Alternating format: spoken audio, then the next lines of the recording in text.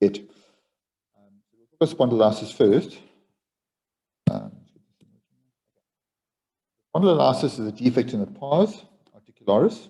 Spondylolisthesis is the slip. So spondyle is Greek for the vertebra, and the thesis cord slippage. Spondylolisthesis is a defect in the pars interarticularis. So remember, each vertebra has got a superiorticular process and an interarticular process.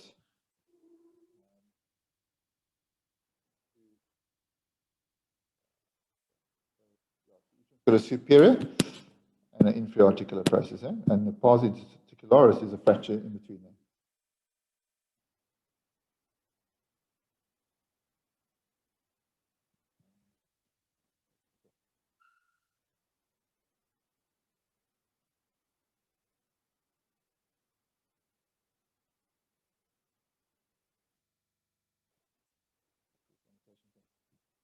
Okay, so why do you get spondylolysis? So it's multifactorial, but it's essentially a stress fracture. It's overuse of the pars. Okay, and most of them occur at L5 is the most common area, but it can happen in any vertebra. L5 tends to be the most common area for the pars defect.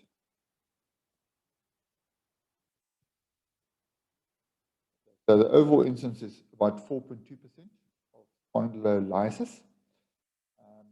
More common in males. So once again, normally most common at L5 because of the loading mechanisms. Don't worry about that too much. A lot of these slides are going to be not useful information. Association with any condition. So any condition which makes your bones very brittle and rock hard. So your bone hardening conditions. So osteopetrosis, osteopyknostosis, all these make the bones really hard, and they can be a stress fracture. Conditions where you have abnormal loading in the pars, so an athetoid CP, these kids have got severe spinal contractures, they get the pars defects. If there's posterior element abnormalities, Nick. Comical, yeah? Sorry to disturb, it's Kirsty here. The sound keeps coming and going, so we're hearing sort of every second or third word. I'm not sure. Try my cell phone, because it seems to be a problem with this laptop. Give me a second. Okay, sure, thanks.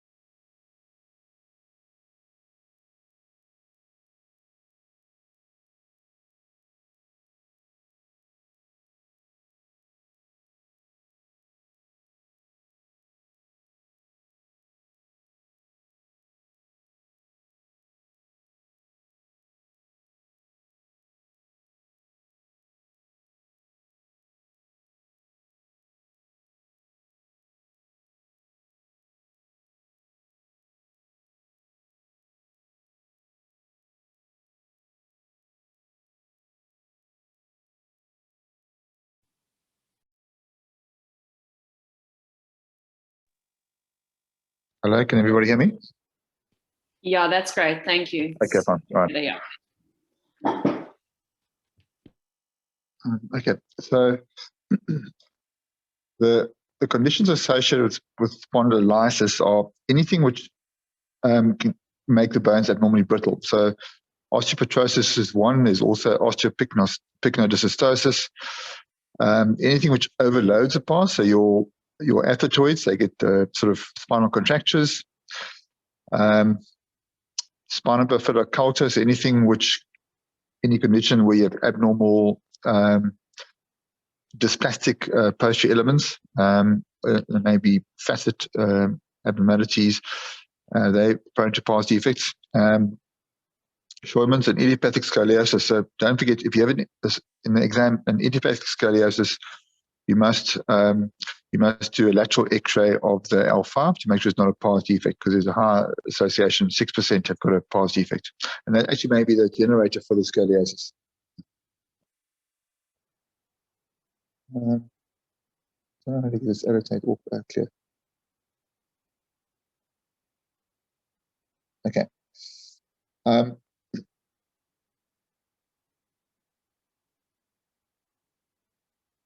can you see my mouse cursor on the screen? Yes, we can. Okay, fine. Okay, so there's a family association as well. Obviously, 22% in relatives, genetics. But you're never born with a pars defect. Eh? These kids are born with normal pars, and it only fractures once you start weight bearing. So you're not born with it ever. So there's no such thing as a congenital spondylolysis. So all these fetal specimens, remember, it's about 6% in the normal population, and about in 500 fetal specimens, there's been no evidence of spondylolysis. So it's highly linked with sports. So any sport which you, especially the hyperextension sports such as gymnastics, fast bowling is a particular one as well. They've got a much higher incidence of pars defects, and up to 20% is a level you want to quote. So your top end sportsmen, you can expect 20% of it pars defects, not necessarily symptomatic. Eh? They just, if you look for them, they'll have it. Obviously, if you get an athlete with lower back pain, there's a much higher chance of that athlete having a pars defect. For the asymptomatic ones, you can sort of mention about up to 20% in most athletes who are asymptomatic. So as the theory that's caused by stress fracture. The reason why is you find that in athletes, athetoid palsy get it. You don't get it in infants and those who've never walked. And it behaves like a stress fracture of the bone. So the theories are that we have a unique adaptation for walking. We have lumbar lordosis, where other animals have lumbar kyphosis. And because the facet joints need to find space for themselves when you extend. And most facet joints will increase in diameter interparticular distance as you get on the spine in humans, whereas in apes it's pretty much straight. And this increasing distance allows the facet joints to, I think they call it term imbrication, so they can fold in among themselves and prevent bumping. So they're like roof tiles. Okay, so I don't know with that, but you find if they don't have separation of the facet joints, the facet tends to dig in here and cause a stress area there, which becomes a stress fracture. So what are the symptoms? Clinically, so if the patient has hyperextension, you get localized pain. They talk about hamstring tightness. I'm never really sure why the hamstrings are tight. It may just be a reflex sort of spasm of the muscle. It may also be sciatica. So I'm really not sure whether it's a historical concept of hamstring tightness, but it actually may be sciatica, which has been falsely interpreted as a tight hamstring. Normally, these patients go to normal examination. Remember, they're usually young males, or young people. A simple X-ray will pick up most of your lesions, plain AP lateral, and you need to also, if you in L5, make sure they cone the X-ray at L5. Obliques often useful as well. You look for the Scotchy dog with a broken neck. There's also a high false negative rate. So there's your straightforward X-ray on the AP. Always when you have an AP X-ray, look for the posterior elements. Make sure there's not a pars defect or spinal bifida occulta. Check it's no scoliosis. You can see there's a defect of L5. There's a pars there. So L5's got the superior articular process and the inferior articular facet. And there's a pars defect. You can see as you hyperextend, the L4 inferior facet digs in and causes a stress reaction. This is a oblique view, and you look for the Scotchy dog. So the Scotchy dog is a pedicle. The superior, this is L4, I think. The superior articular facet coming down, and this is the pars interarticularis. Now you can see the so-called broken neck of the Scotchy dog. Bone scan will pick it up if you've got metabolic activity. So you can see a hot scan. You can also decide on the bone scan if there's healing potential. So any sort of non-union of a bone, the bone scan will, if there's activity, it'll basically means there is still potential for the bone to heal. A SPECT scan is just a fancy bone scan with a CT, and it gives you maybe better definition. There's a normal bone scan with technetium. You can see the hotspot there by L5 or whatever that is. The CT is better than X-rays, and the CT gives you obviously bit of information. You can see the defect there. So you can see beautifully if this patient extends, this facet joint causes a stress moment there and fractures the pars. On the CT, you can also see if it's rounded off like a chronic fracture, which is not going to heal, or if it's an acute fracture, or if it's got healing potential. The MRI is also another investigation one can use. And on the MRI, you don't necessarily see the pars because these sagittal cuts aren't always in the right plane, but you can see pedicle edema. And if you see pedicle edema, which you'll see on the T2, that means there's a fracture with healing potential. Okay, so that's a useful sign to see. MRI is also useful to look at the discs to decide if the patient has got a disc prolapse with it. There's the MRI. You can see classically it's a T2, right? T2, and there's pedicle edema. What's the natural history of a pars defect? So largely observational studies looking at, this is a bit mixed picture, spondylolisthesis and spondylolysis. So there's a lot of studies looking at a year of non-operative treatment, and a lot of them are pretty weak. It's about successful clinical outcomes. I mean, I know what that means. Patient's got no sciatica or he's got mild back pain. There are CT classifications to decide on the type of pars defect. As a classification, I wouldn't worry about it too much. Just know if you can see if it's a new fracture, acute fracture, or if there's a chronic non-union. So if it's rounding off of the fracture, I think it's important for you guys to know. So with acute fracture, 80% have got a union rate. Obviously, you're going to have to stop the child doing activity. So you put them in a brace, stop the sport, and hope it heals. If you've got a clear non-union, that's never going to heal no matter how long you wait. So CT is useful to differentiate between those two. Unilateral fracture heals better than bilateral, that's obvious. And your gold standard of treatment is a bony union. But a lot of patients will have a persistent non-union and they are asymptomatic. So it's not a clear given. Remember, just always fall back on the statistic of 6% of the normal population has a pars defect. So they have clearly got a chronic non-union and they're asymptomatic.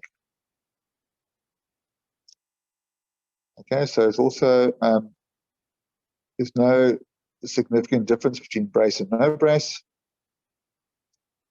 There's no bracing of anything except to stop the patient or the child from running around. So it's quite useful to restrict activity with a brace. Okay, so once again, it's not necessarily the brace causing relief, but the activity restriction, stop resting in, and the benign natural history. A lot of these kids are, they're first team rugby, first team soccer, first team cricket, and they've literally been played overused. And you just stop all its sport and put them off complete rest for about 3 months. Most of the pain settles down. Whether or not the brace is causing it or just reassuring them, I'm not really sure, but I suspect it's a stopping activity which causes the pain just to go away. Okay, so does spondylolysis necessarily progress to spondylolisthesis? That's a question I always want to know. And will they have future pain and disability? So this is a study looking at 600 asymptomatic first graders. They had a 4% prevalence of spondylolysis. Remember, by adulthood, they're going to have 6%. So it obviously increases as you get older. Adult, once again, 6%. It's very uncommon to develop a new spondylolysis once you mature. In this study of 4,000 skeletons, the prevalence did not increase as you get older and remains about 6%. This is a very longitudinal study. So 30 asymptomatic spondylolysis first graders. 45 years later, 82% slipped of bilateral lesions, no unilateral lesions slipped. And of the 45, none of them required surgery. So it's among 30 patients with spondylolysis. So there's a very low chance of that patient developing a symptomatic slip that needs surgery. But they do slip. Okay, so there are some criticisms, but the general ballpark sort of take a message that it's unlikely to end up with future back problems if you've got a spondylolysis.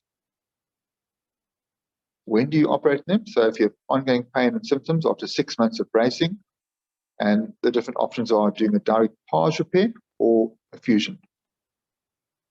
And so we'll talk about the reasons why you want to try a partial repair. Fusion is in situ fusion. It tends to be the gold standard. You can use an approach called the Wiltse muscle splitting approach. So basically, it's a midline skin incision, and you find the transverse processes, and you just bone graft between them. You generally don't need to instrument. So this is a so-called Wiltse approach. And then normally the spine's laminectomy, your midline skin, you come down in the spinous process, you pull all the muscle off there, and with the Wiltse, you come, it's a muscle splitting approach between multifidus and longissimus, and you don't denervate these muscles. So that's quite a useful way of thinking about it. So you'll see the transverse process, and you lay the bone on the transverse process, usually L5 TP and the sacrum ala, and you get a solid posterolateral fusion. So this is the patient's spine. That's where your Wiltse will be going. So you decorticate the transverse process, the L5, and the sacral ala, and you put your bone at the back here.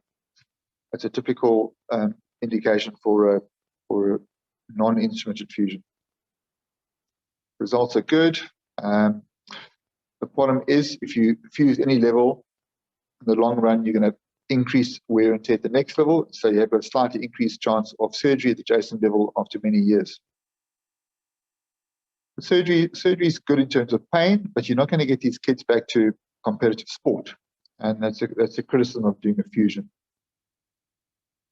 When you repair the pars, so you repair the pars when, just let me know if you can sort me out. You repair the pars.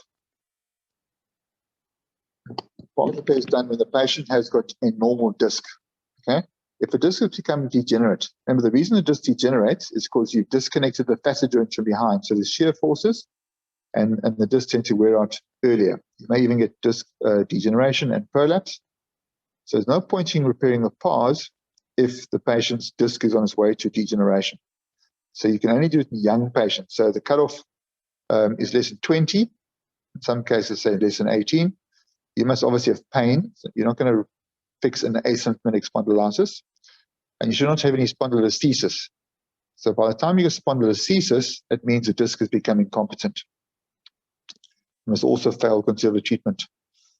When you have dysplasia, spinal bifida, other changes, and instability, obviously you can't fix the pars. So the techniques to fix the pars, you should remember the name Buck's fusion. So a Buck's fusion is putting a screw across the fracture through the pars and then hold it in situ. You then bone graft the fracture site and try and get the pars to unite.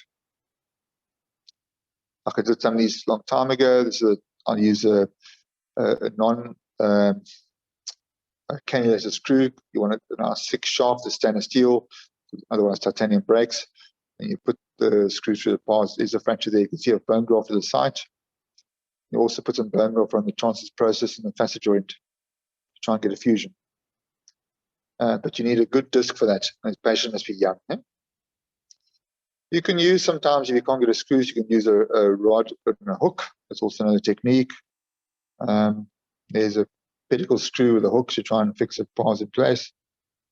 That's another technique available.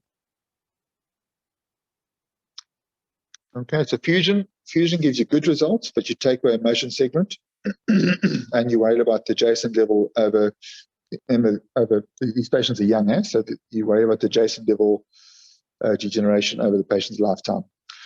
To fix a par is good because you preserve the motion segment. You need to protect, it protects over the next level, but you have to have a good disc. So in general, you want a young patient with a good normal disc.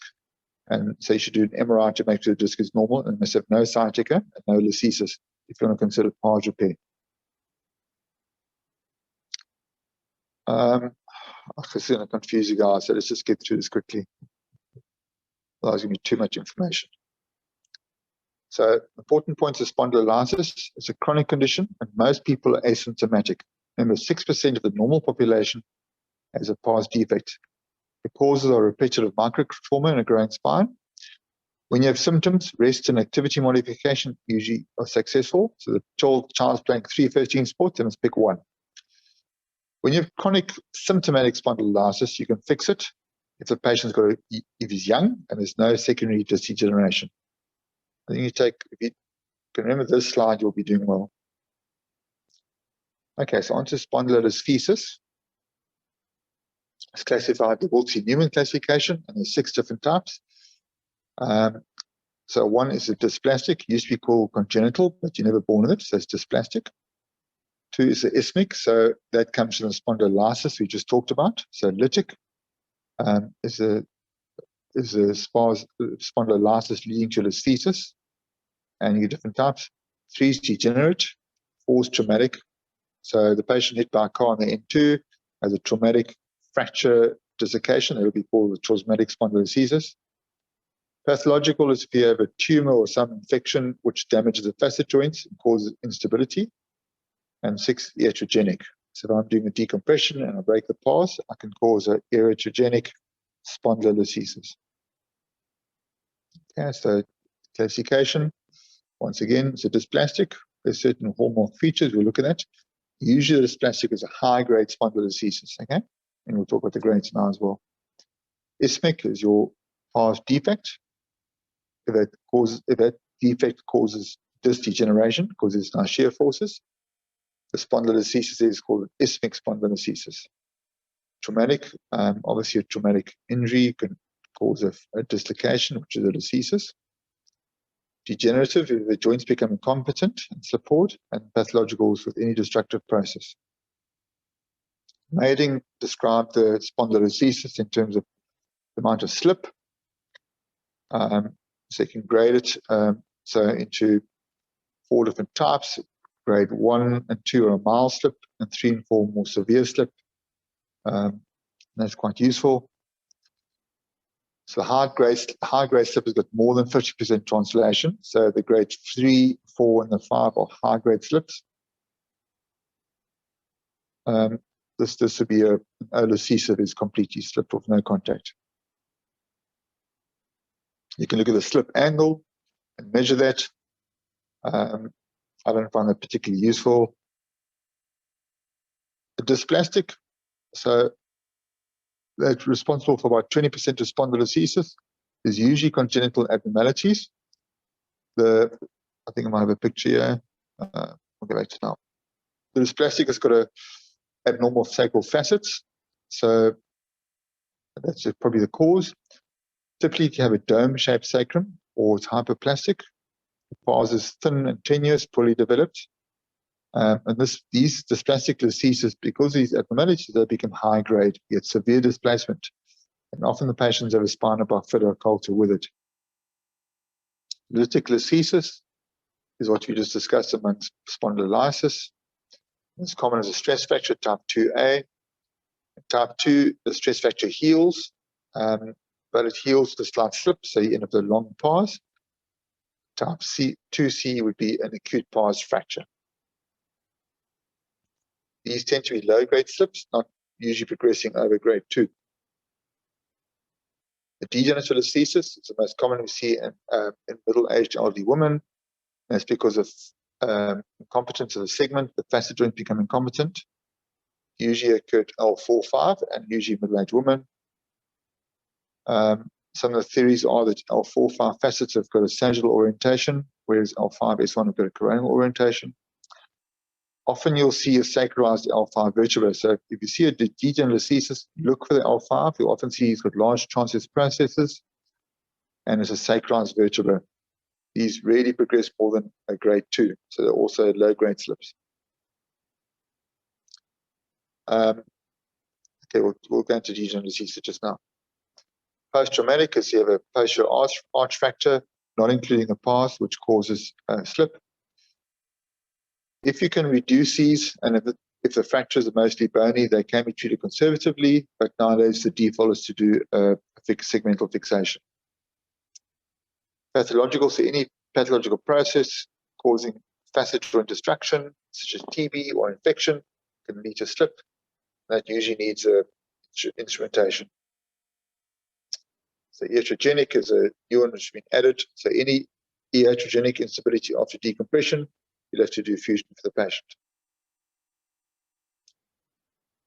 Okay, so this is looking at the lamina. If you do a laminectomy, you take this part out. Okay, this is the pars here, which I've left superimposed. So sometimes you're doing a decompression, you go a bit too laterally, and you might make a pars very thin there, and that can end up with a fracture. Now you've disconnected your superior from your inferior facet joint, and this segment is unstable. L4 can slip forward and leave its facet joint behind with an L5. That's a degenerative. That's a iatrogenic. Okay, so looking at dysplastics, type 1. So this is, remember, this is usually a high-grade slip, and it's usually associated with abnormalities. These patients stand in this odd position. They've got a sort of flattened lordosis. They've got so-called hamstring tightness. They may limp, and they've got sciatica. They've actually got neural nerve retention signs. They may have a foot drop, and these patients are very unhappy. This is a high-grade slip.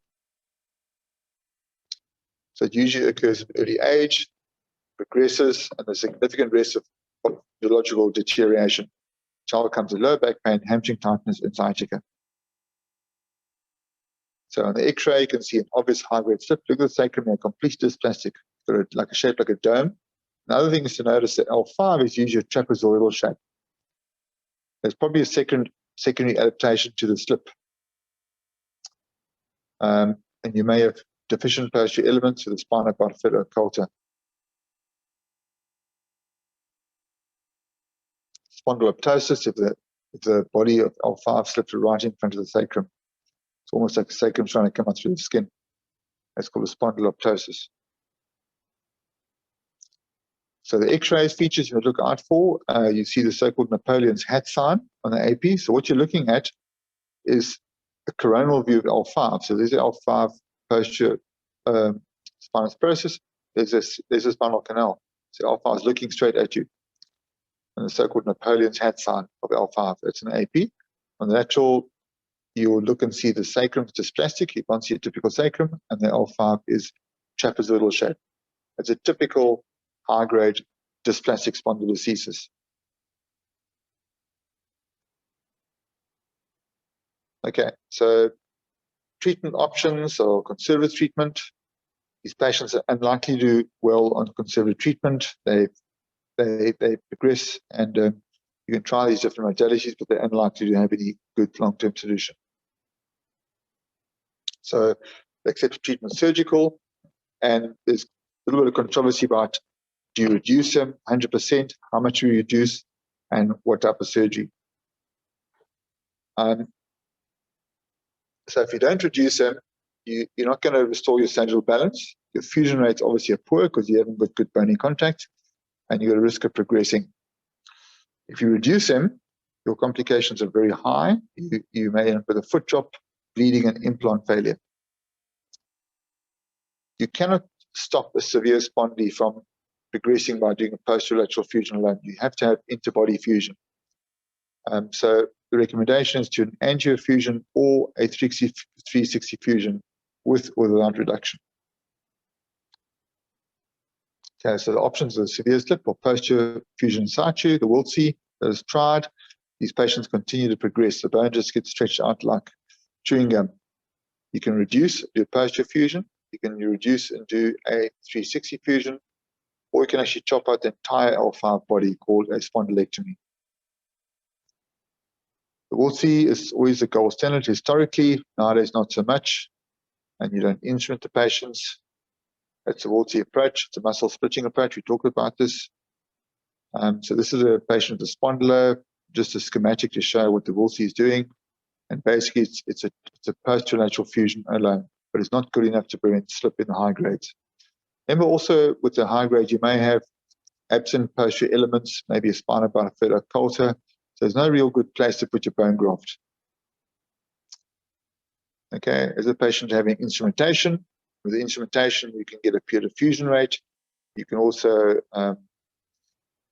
do a decompression. That's taken the gill fragment out or the lamina. Don't forget, this piece of lamina is not attached to anything because there's just plastic. Eh? You can pull it back, and then you can do your fusion as normal with a reduced spine. or you can do interbody fusion as well. And this interbody fusion is what's recommended for the high-grade slips.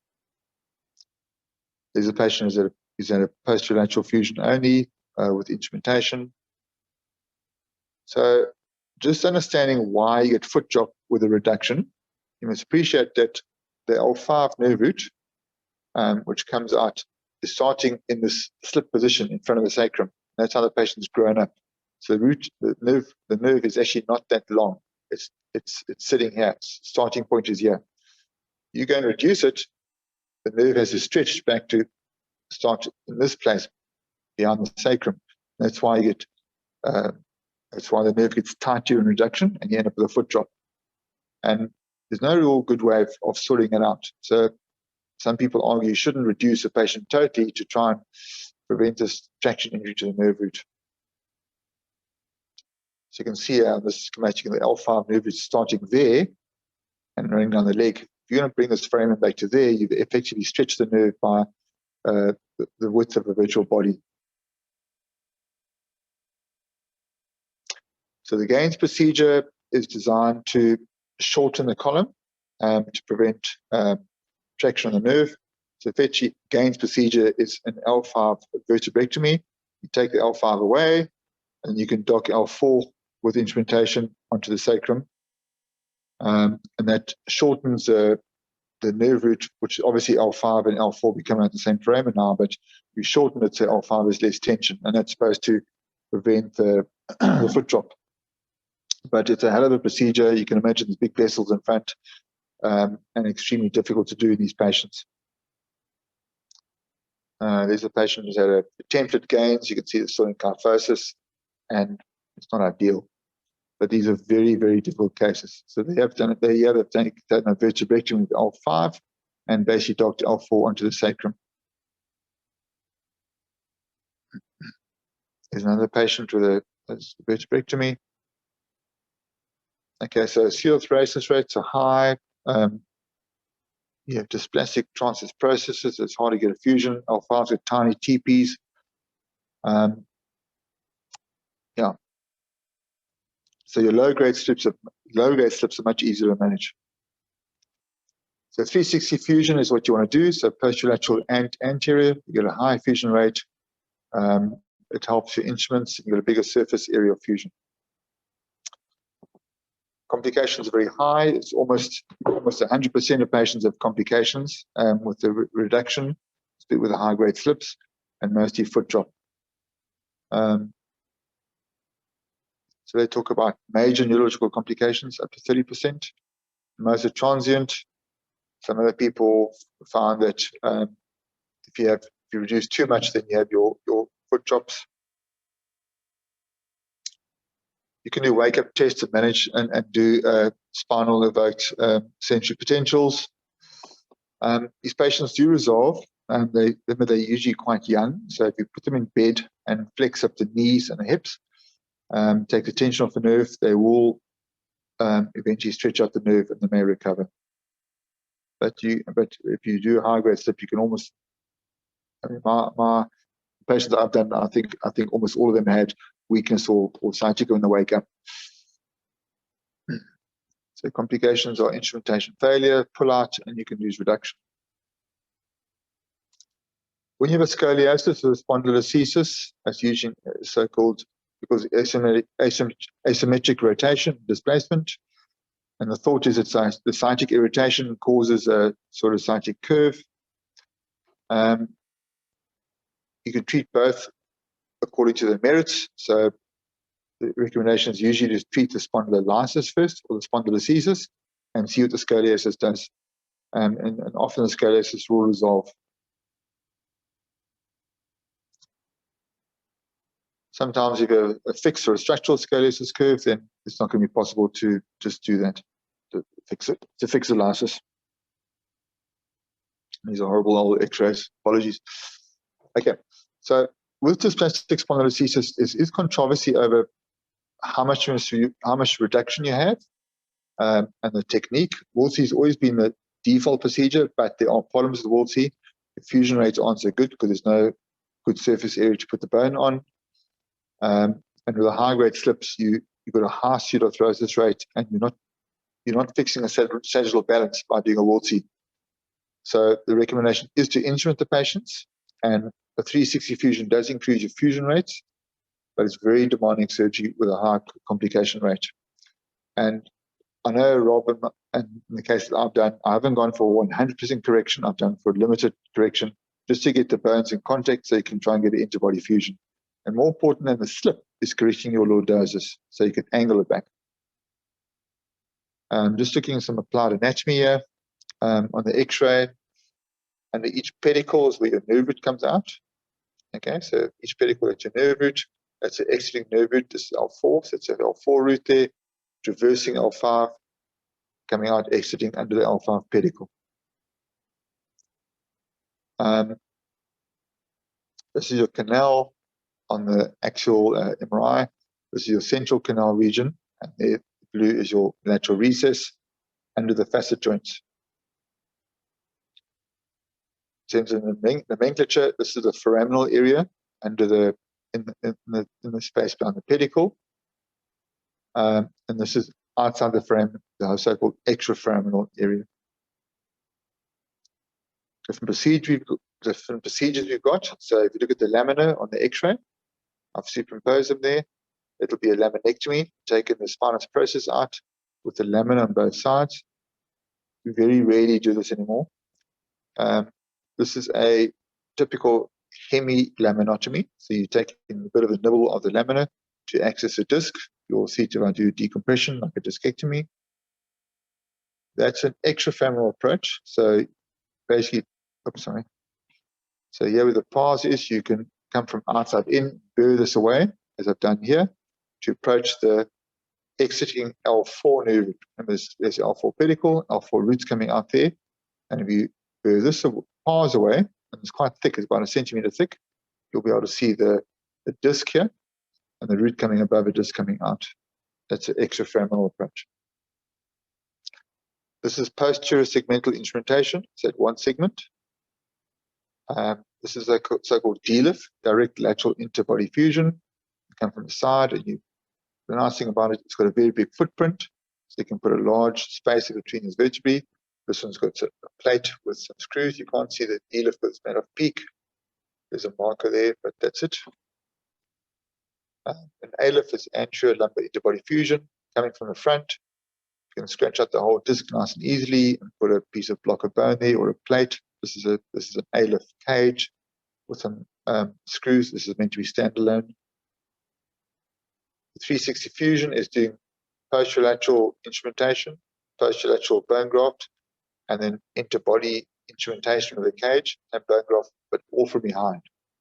Okay, so you're going through the transforaminal interbody fusion. So you go in the axilla of the nerve root to get to the front and use a small little banana-shaped cage, which allows you to get through the axilla of the nerve root. So you can do it all from behind. So you're getting an anterior interbody fusion from behind. Spondylolisthesis in adults can be caused by a pars defect that progresses or a degenerative listhesis. Often during surgery, when you're operating this patient, you'll see that incidentally you've got a pars defect, you haven't noticed it. Okay, so there's a patient with a defective pars, and he's got a listhesis at L5. So remember, L5 is a typical place for the pars defect. And if you examine this patient's the L5 posterior spinous process has stayed behind, and everyone else has gone forward. So your step is going to be between L4 and L5. There's L4 spinous process there. Whereas with the degen, the entire segment goes forward. So the spinous process and the facets of the whole segment go forward with a degen listhesis.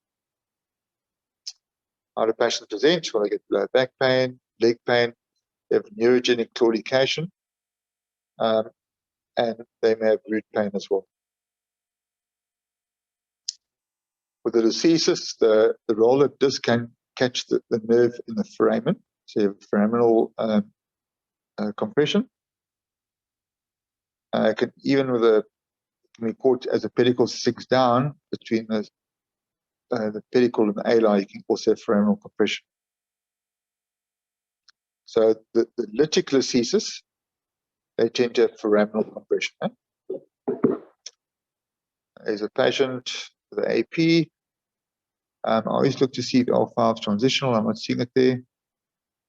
On the lateral, you can see it's got a slip. It looks like maybe a grade 2 slip. There's a defect in the pars. The disc has become secondarily degenerate. And this, because of the fracture, the L5 transverse process, spinous process is still left behind. So the posterior elements of L5 are left behind and the body comes forward. There's the MRI. You can see beautiful normal discs, pristine, nice water signal. The L5 has got degeneration, it's lost its content. There's no stenosis here. This canal is not stenotic. The stenosis can be under the foramen. There you can see the L5 foramen compressed. There's a normal foramen, there's the L4 in the foramen with fat, and the L5 foramen is caught here with a foraminal stenosis. You very rarely see the actual pars defect in the pars on the MRI. Conservative treatment, so whatever you want to call that, so pain, non-steroidals, rehab, try all these things, stretching the muscles, bracing, stop activities, so basically time. Indications of surgery are progressive weakness, cord equina, and loss of your ADLs. So once you can't manage your basic function every day, and you've got poor quality of life, that's an indication for surgery. The primary goal, a little bit of controversy, not too much. The primary goal is decompression. So you want to get rid of the nerve pain, and you also want to try and correct the deformity. So these patients are in kyphosis, you want to try and restore that. And surgery is definitely been shown to be better than no surgery.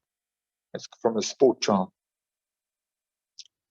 So what's the role of surgery? You want a decompression, and you want a fusion and deformity correction. Your options, so are standalone decompression, so-called Gill's procedure, or decompression with the fusion, and you can decide whether you want to add instrumentation with the fusion. So Gill procedure, so here's a patient that slipped, like this one over here, and this is a non-union with your pars defect. The spinous process and the two inferior facet joints are not connected to the body anymore. This is rattling around. So when you get into theatre, this is a loose fragment. You take the whole thing off and you use it as bone graft. This just gets in your way. It's called the Gill fragment or the rattle fragment. If you do decompression alone, it's a waste of time. The patient's still got the slip and it's not really done anymore. Fusion is very useful. There's a strong association between a successful fusion and a good clinical outcome. And your fusion rates are higher with internal fixation. So we tend to instrument these patients because you get a higher fusion rates, and the fusion rates associated with a better outcome. Okay, so different techniques. Don't worry about the Wilsey, just is historical. So we're going to do instrument fusion and with or without reduction. And there's different types of fusion. Depends what your skill levels or what your philosophy is. I like to do the TLIF. I don't like ALIFs very much. Just too much hassle, so I do TLIF most of mine. That's how I treat them. The Wilsey is the gold standard. Historically, not anymore nowadays. Very few people do Wilsey for a slip. Was a treatment choice for young patients. But I think nowadays with a slip, most of us still do instrumented fusion. There's a Wilsey, it's a post-lateral on-day bone graft between the transverse processes. You can see here they've gone to L4, and the reason is that with the spondylos, often the patients are, the L5 transverse is quite far away, and you can't see it so easily, or might be small, so that if you do a 2-level fusion, because the L4 TPs are more accessible. And that's crazy. I mean, very few people do that nowadays. So why do we instrument? So you can do decompression by instrumenting. You can reduce the vertebrae, so you indirectly manage your foraminal compression. Fusion rates are higher with instrumentation, and you want to get a reduction. Your sagittal balance is better for long-term outcomes than leaving the patient in kyphosis. Okay, so sagittal balance is important. You prevent adjacent level disease. But you've got to balance your reduction against the risk of reduction. And with a high-grade slip, you're at a risk of neurological deficit. Not so much in the lower-grade slip, such as a degen or a lytic your chance of causing a stretch in the nerve is much lower. There's a patient who's had a posture instrumented fusion and probably decompression, and I've not reduced the slip, he's still lysesed. And you can see L4, usually when L4 end plate parallel with the ground, so I haven't got his lordosis back here and haven't reduced the slip. So I wouldn't do this nowadays, but when I started, this is something we would do. There's a patient, it's not my patient, but it's a patient who came to me, had his treatment many years ago.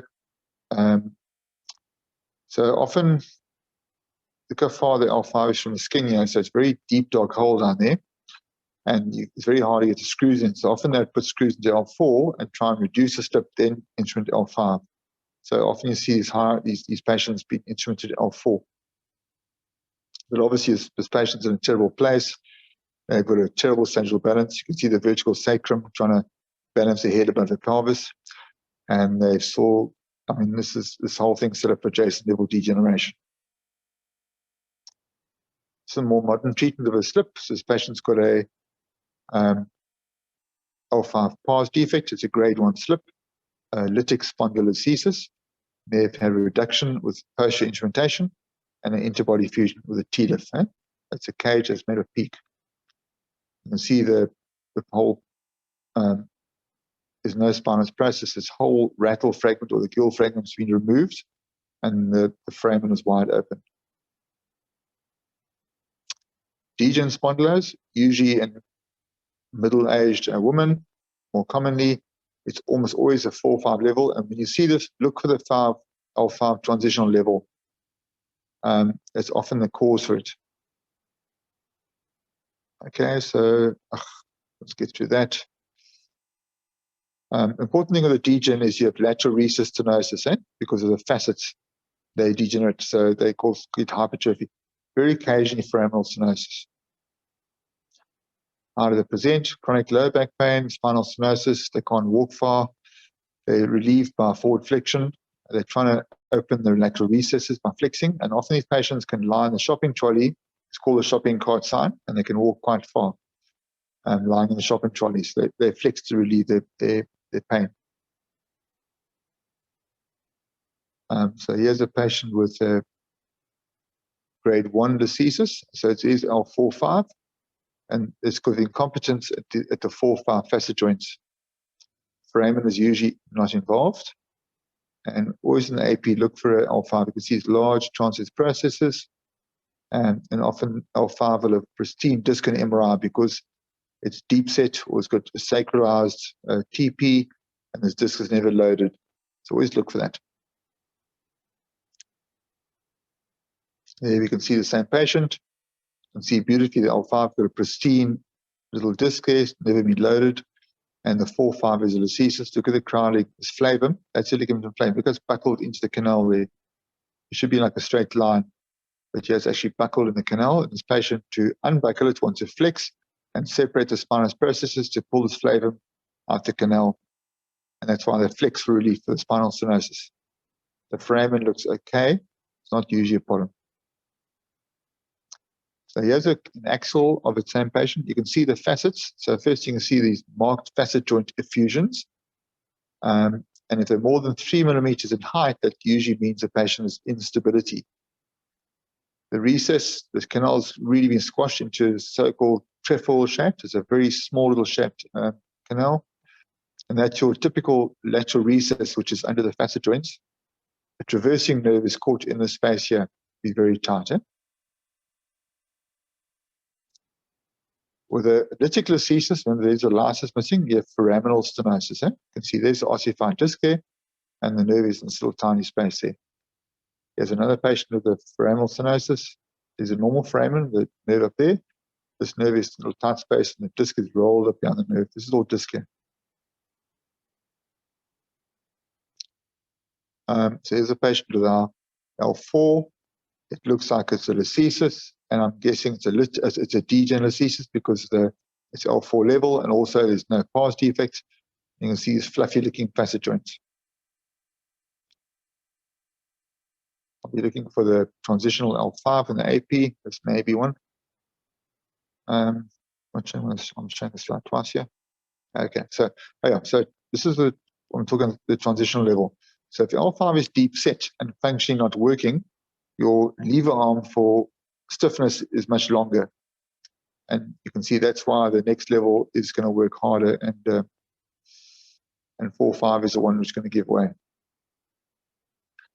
So different options, you can do decompression alone, decompression fusion, and fusion can be uninstrumented or instrumented, or even non-fusion instrumentation, the so-called you're putting pedicle screws, but you use a flexible rod, so you keep the motion there. So why do we decompress only? So if your symptoms are neurogenic only, there's no low back pain, there is no instability on flex x-rays, or there's no facet fusion on the MRI, or if you don't deep stabilize during procedure, you can do decompression only. So your decompression is you're doing a lateral recess decompression. So you want to remove this flavum. There's nothing wrong with the disc. There's no disc prolapse. You want to take this flavum out here. If you get that out the way, that's your decompression. See, people used to do laminectomy, take a whole spinous process out. There's no reason to take the bone out. There's no compression between the bone and the nerves. The problem is soft tissue, the flavum. That's what you need to take out. To take this whole bone out here is very destructive and unnecessary. So that's a laminectomy, which I don't do anymore. Even stop it, dog, very snoring. That's a flavectomy, which I tend to do for a degen listhesis, and it's a very simple procedure, and it works very well. On the MRI, I'm going to show you what the decompression entails. You're basically taking the canal and trimming away the medial up to a quarter of the facet joint on each side to make your canal that shape again. So this black stuff is all flavor buckled in there. And that stuff you want to take out. This is the actual bone there. So you want to do an undercut the facet joints without taking too much and making the canal enlarge it like that. So what's the pros of doing a decompression only? What is quicker? Patients really struggle after fusion. So decompression is quick, it's cheaper, less complications, and a lot of these patients where I work are very osteoporotic. So you don't have to worry about screws and non-union and that. The problem with decompression is if you have back pain, you're not going to really sort that out, and you have the potential for instability. And it can actually take more time. You've got to be very careful working on the facet joints not to damage them or break the parts. Okay, no, that's going to confuse you. These are non-fusion devices, so people would do decompression and put in a non-fusion device. And what you're doing in the non-fusion device is you're trying to stop extension. Okay, so you're trying to stop the patient extending their spine and causing lateral recess stenosis. There are various devices, you stick them between the spinous processes and it opens them up for you. So you get local kyphosis, and there's a bunch of these things out in the market. They're very popular about 10, 15 years ago. There's a thing called a Coflex. You put it between the spinous processes, so it jacks it up. It causes kyphosis at the segment, but you're supposedly unloading these facet joints and unbuckling the flavum out the back here. And there's some devices which you put through a tiny little 1 centimeter incision, so it's very attractive for the sort of low-end surgeons. Doesn't work. The problem is these spinous processes aren't designed to take a load, so they all erode away and these things stop working. Options for fusions, or there's lots of different options. What we have in our bag of tricks is a posterior instrumentation. So you can go uninstrumented, always talk about that, uninstrumented, very rarely done nowadays. Most people do instrumentation because you can make more money out of it. So your posterior instrumentation, only, or we can add posterior with anterior instrumentation, either from behind, so-called T-lift or a pliff, or from posterior and a second incision to go from the front, the A-lift. So there's different options we have to treat these patients. Here's a patient with spinal stenosis. Can you tell if this is a degen or a lytic? Well, these are the facet joints. You can see this flavum hypertrophy. Actually, there's a slip because you can see it looks asymmetrical, and this facet and the flavum digging in the canal. So this is degenerative listhesis because its facets are incompetent and they degenerate. Here you can see the patient's got a roll-up disc, and in fact, this one's got foraminal stenosis as well. There's a posterior fusion, posterior instrumented fusion. You can maybe the IFA see some bone graft between the transverse processes here. There's also an interbody fusion there, done from behind, the so-called T-lift, transforaminal interbody fusion. An A-lift is basically the anterior approach. We can come from the midline and go around retroperitoneal and expose the spine fairly easily through the retroperitoneal space. You don't actually want to be in the peritoneum. So this patient's had a posterior approach. He's had posterior instrumentation, posterior lateral bone graft, plus a separate anterior approach to put your interbody. In this case, it's a piece of allograft, femur or humerus. So it's a separate incision. But the advantage of this is you can put a much bigger cage in there, big footprint, get much more lordosis. So there are some pros for going anterior, the so-called A-lift approach. This is a bit from a sport trial. So looking here at 4 years, comparing patients with surgery to non-surgery. A quality year, 1 quality year is 1 year in perfect health. Okay, so if you look at spinal stenosis as a group, with no surgery,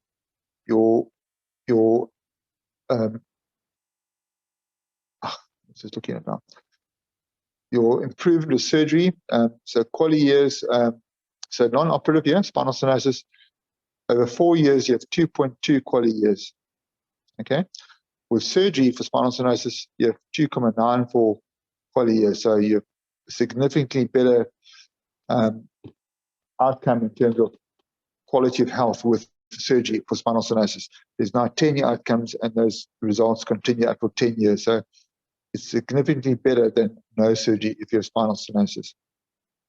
This is also with all types of surgery, all surgery.